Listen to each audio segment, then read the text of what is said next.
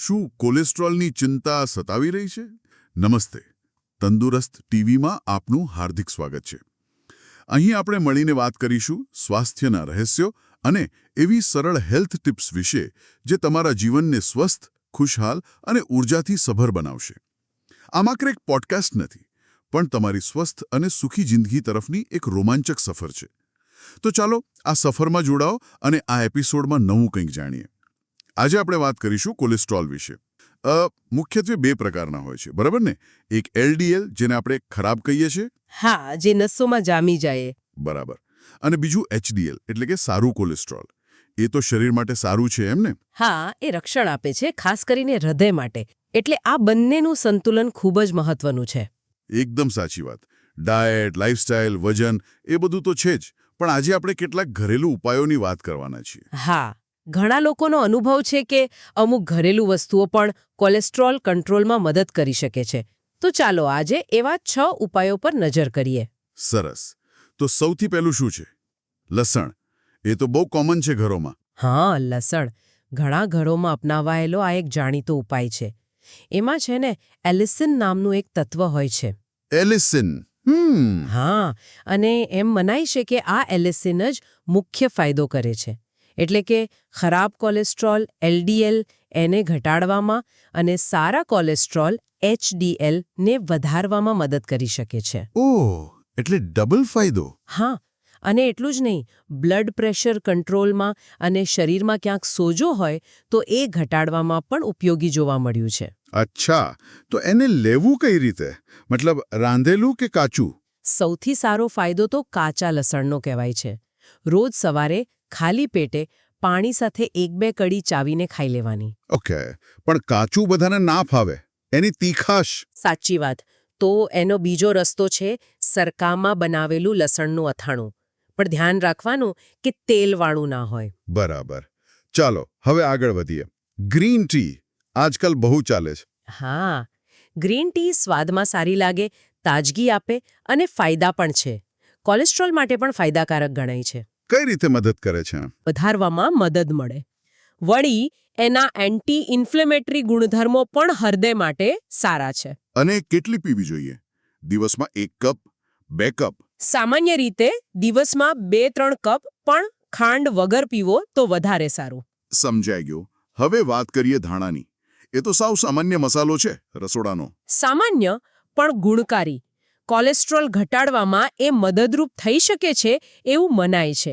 જો કે એની પાછળનું કારણ લસણ જેટલું સ્પષ્ટ નથી, પણ એના બીજા ફાયદા પણ છે, જેમ કે આંખો માટે, વાળ માટે સારા ગણાય છે. અચ્છા, તો એને કઈ રીતે ખાવાના? શેટેલા ધાણા સીધા જ ખાઈ શકાય, મુખવાસની જેમ, અથવા તો પછી વરિયાળી અને થોડી સાકર સાથે મિક્સ કરીને.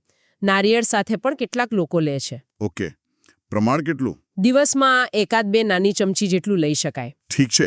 આગળ છે ઇસબગોલ. આ તો કબજિયાત માટે જાણીતું છે. હા, પણ કોલેસ્ટ્રોલ માટે પણ એ ખૂબ જ અસરકારક મનાય છે. અને હવે તો ઘણા લોકો આવા સ્વીકારે પણ છે. એવું? કઈ રીતે કામ કરે છે? એમાં છે ને દ્રાવ્ય ફાઇબર ભરપૂર હોય છે. આ ફાઇબર આંતરડામાં જાય એટલે ચરબી અને કોલેસ્ટ્રોલ સાથે જોડાઈ જાય. એટલે એનું લોહીમાં શોષણ ધીમું પડે. એટલે શરીરમાંથી બહાર નીકળી જાય. બરાબર. અને એના લીધે લોહીમાં કોલેસ્ટ્રોલનું લેવલ ઘટાડવામાં મદદ મળે છે. આ તો બહુ સરસ કહેવાય. લેવું કઈ રીતે? રોજ 1 કે 2 ચમચી ઇસબગોલ પાણીમાં કે પછી દહીંમાં નાખીને લઈ શકાય. અને હા, પાચન અને કબજિયાતમાં રાહત તો મળે જ, એ વધારાનો ફાયદો. સરસ. હવે મેથી દાણા. ડાયાબિટીસવાળા તો બહુ વાપરે છે. હા, ડાયાબિટીસ કંટ્રોલ માટે તો જાણીતા તો છે જ, પણ કોલેસ્ટ્રોલ માટે પણ એટલા જ ઉપયોગી છે. એમાં સેપોનિન નામનું તત્વ હોય છે. સેપોનિન? હા, જે કોલેસ્ટ્રોલ ઘટાડવામાં મદદ કરે છે એવું કહેવાય છે. વળી એમાં ફાઇબર પણ સારું હોય, જે લીવરમાં કોલેસ્ટ્રોલ બને ને એ પ્રોસેસને પણ કદાચ થોડી ધીમી પાડે છે. ઓકે. અને એને લેવાની રીત? રાત્રે 1-2 ચમચી મેથી દાણા પાણીમાં પલાળી દેવાના. સવારે એ પાણી પી લેવાનો અને દાણા ચાવી જવાના. નાસ્તા પહેલા કે પછી લઈ શકાય. બરાબર. અને છેલ્લે આમળા. વિટામિન સીનો ભંડાર. એકદમ. વિટામિન સી અને એન્ટીઓક્સિડન્ટ્સથી ભરપૂર. કોલેસ્ટ્રોલ ઘટાડવાની સાથે સાથે એ નસોને કડક થતી અટકાવવામાં પણ મદદ કરી શકે છે, જેને એથેરોસ્ક્લેરોસિસ કહે છે. એટલે હૃદય રોગ સામે રક્ષણ મળે. પણ એનો સ્વાદ બહુ તૂરો હોય છે. હા, એ વાત સાચી. એટલે કાચા આમળા ન ફાવે તો એનો તાજો રસ કાઢીને પી શકાય અથવા તો મુરબ્બો બનાવી શકાય. પણ સાકર ઓછી રાખવાની અને બનાવતા પહેલા બરાબર ધોઈ લેવાનો. પાવડર ફોર્મમાં પણ મળે છે. ઓકે, કેન્ડી નહીં, બરાબર? હા, ખાંડવાળી કેન્ડી ટાળવી. રોજ 1-2 કાચા આમળા ખાલી પેટે લઈ શકાય અથવા રાત્રે સૂતી વખતે 1-2 ચમચી પાવડર હૂંફાળા પાણી સાથે. ખૂબ સરસ. તો આ 6 ઉપાયો વિશે ઘણી જાણકારી મળી. હા, પણ એ યાદ રાખવું બહુ જરૂરી છે કે આ બધા ઉપાયો છે ને એ સપોર્ટ સિસ્ટમ જેવા છે. આપણી મુખ્ય લાઇફસ્ટાઇલ એટલે કે સારો ખોરાક, નિયમિત કસરત, વજન કંટ્રોલમાં રાખવું, એના વગર પૂરું પરિણામ ના મળે. આ ઉપાયો એ પ્રયત્નોને વધારે અસરકારક બનાવવામાં મદદ કરે છે. બિલકુલ સાચી વાત. આ બધું સાથે મળીને કામ કરે છે. હા, અને તંદુરસ્ત જીવનશૈલી જ લાંબા ગાળે સૌથી મહત્વની છે. ખૂબ સરસ.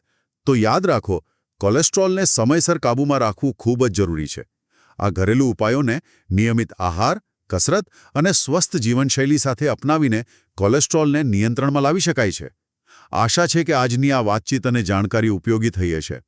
તમારા સ્વાસ્થ્યનું ધ્યાન રાખો અને હંમેશા તંદુરસ્ત રહો. જો તમને આ વિડીયો ગમ્યો હોય તો લાઇક કરો, શેર કરો, કમેન્ટ કરો અને અમારી ચેનલ તંદુરસ્ત ટીવીને સબસ્ક્રાઇબ કરવાનું ભૂલશો નહીં. ફરી મળીશું એક નવી સ્વાસ્થ્યવર્ધક માહિતી સાથે. આવજો.